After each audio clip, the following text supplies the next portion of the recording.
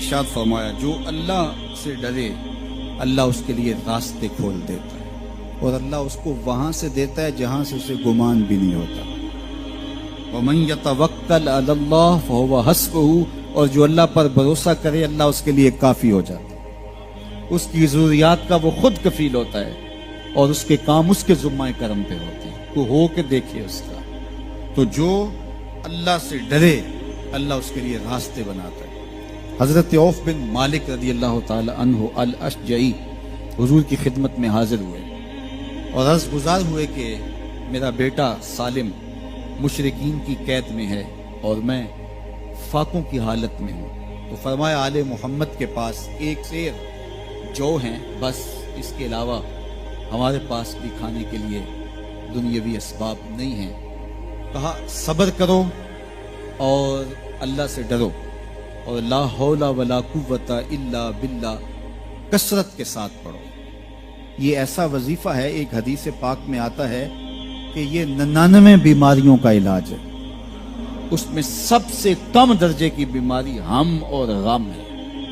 یہ دکھوں کا مداوع ہے، مشکلات کا علاج ہے، اور یہ وظیفہ میرے حضور نے بتایا. حضرت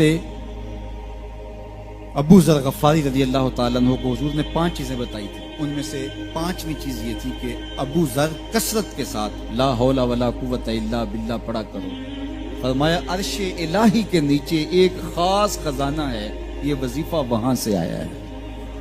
یہ زندگی میں معمول بنا لو. جب پھنس جاؤ، مشکلات میں آ جاؤ تو لا حول ولا قوت الا باللہ پڑھو، اللہ راستے کھولے گا. تو حضور نے 3 چیزیں فرمائی: اللہ سے ڈرو، صبر کرو اور کثرت کے ساتھ لا حول ولا قوت الا باللہ پڑھو. وہ فرماتے ہیں کہ میں یہ عمل شروع کیا، ابھی گھر میں بیٹھا ہی تھا کہ دروازے پہ دستک ہوئی. تو میں اٹھا کہ دروازہ کھولوں دیکھوں کہ کون ہے. تو دروازہ کھولا، دیکھا میرا بیٹا کھڑا ہے اور اس کے پیچھے 100 اونٹ کھڑے ہیں. تو میں نے کہا کہ تم اور یہ اونٹ؟ کہا مجھے موقع لگ گیا، میں ان کی قید سے بھاگ آیا اور آتے آتے ان کے 100 اونٹ بھی ہانک لایا ہوں. وَيَرْزُقْهُ مِنْ حَيْثُ لَا يَحْتَسِبُ، وہ تمہیں وہاں سے رزق دے گا جہاں سے تمہیں گمان بھی نہیں. اس کے ہو کے تو دیکھو. اللہ اکبر. اللہ کے ہو جاؤ تو پھر وہ تمہاری ضرورتوں کا کفیل ہو جائے.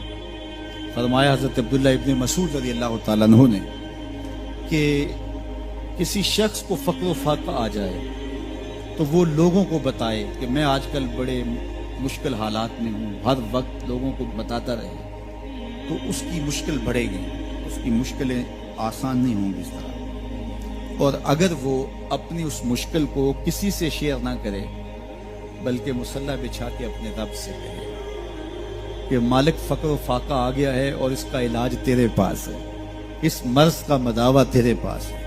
حضرت عبداللہ ابن مسعود فرماتے ہیں کہ رسول کریم نے فرمایا جلد یا بدیر اللہ اس کو مالا مال فرما دے. یہ بھی کبھی کر کے دیکھو. مشکل آ جائے، فاقہ آ جائے، مصیبت آ جائے، کسی سے نہ کہو، صرف اپنے رب سے کہو. پھر دیکھنا اس کی کرم نوازیوں کا می کیسے برستا. فرمایا اللہ پر بھروسہ کرنے کا جو حق ہے اگر وہ تم ادا کر دو وہ تمہیں ایسے رزق عطا کرے جیسے پرندوں کو عطا کرتا.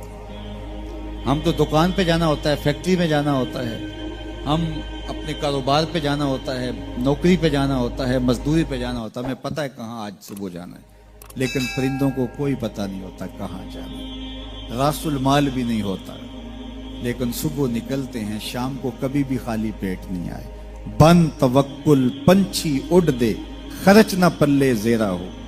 گھر سے خالی پیٹ نکلتے ہیں، جب واپس آتے ہیں تو پیٹ بھرے ہوئے ہوتے ہیں اور پھر جو ان کی ضرورت ہوتی ہے اللہ وہ ساری ضرورتیں پوری کرتا ہے، جو ضرورت ان کی ہوتی ہے. یہ شیر کتنا گوشت کھاتا ہے اللہ روز اسے دیتا ہے. یہ ہنس روزانہ سچے موتی کھاتے ہیں اور آپ مارکیٹ میں لینے جائیں لاکھوں روپے لگا کے تولے ماشے کے حساب سے آپ خریدتے ہیں، پھر بھی آپ کو یقین نہیں ہوتا کہ یہ سچے ہیں یا 2 نمبر ہے. اور ہنس دنیا پہ کروڑوں جانور پائے جاتے ہیں، روز کھاتے ہیں، صبح بھی، شام بھی، دوپہر بھی، پیٹ بھر کے کھاتے ہیں، اللہ روز انہیں عطا کرے. کہا اس پہ بھروسہ تو کر کے دیکھو، وہ تمہاری ضرورتوں کا کفیل ہوگا. اس پہ بھروسہ کرو گے وہ تمہیں وہاں سے دے گا جہاں تجھے گمان بھی نہیں.